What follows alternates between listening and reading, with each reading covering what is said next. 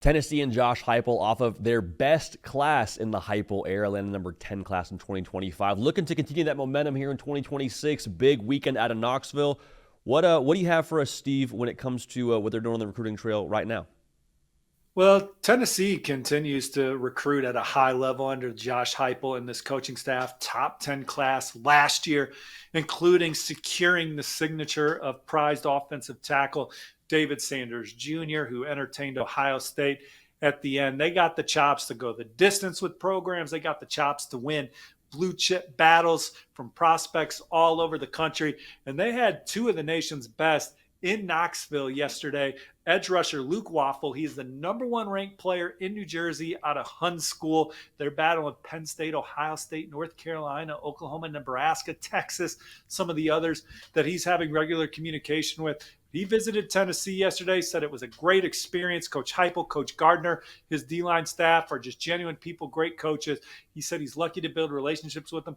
Coach Gardner, he's been coaching SEC defensive linemen for longer than I've been in the business. He is a legend in the space, in the conference, the guys that he's been around, the guys he's helped develop. It all speaks to Luke Waffle coming out of this visit. Tennessee moved the needle. They certainly did with the number 2 interior offensive lineman in the country, Darius Gray. They would love to inject him into this program.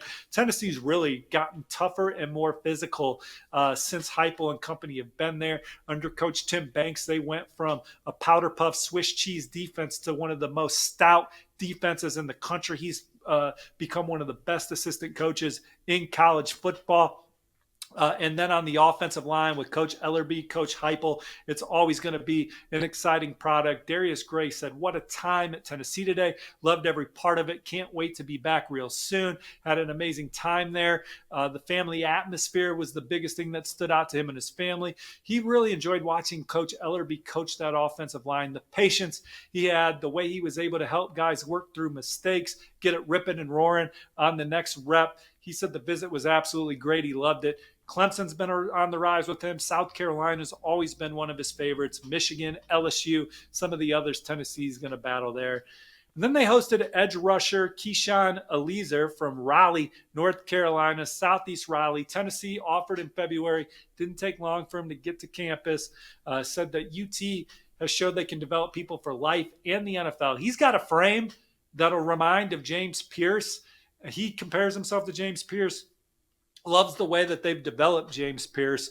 And so that was something else that resonated with him. So Tennessee, they have their quarterback committed, Faison Brandon. He's locked in, and now they want to build around it. Nation's number 9 class. These are guys that can help them solidify another top 10 haul in 2026. Steve, you mentioned the quarterback being committed. It feels like that's always going to be the case. As long as Josh Heupel is your head coach, you feel good about the offensive weapons, you feel good about the quarterback, but during your intel just there, you mentioned a lot of guys that put their hand in the dirt on the offensive and defensive side. Has that been a priority for this staff on the recruiting trail here as they've evolved under the Heupel era in Knoxville?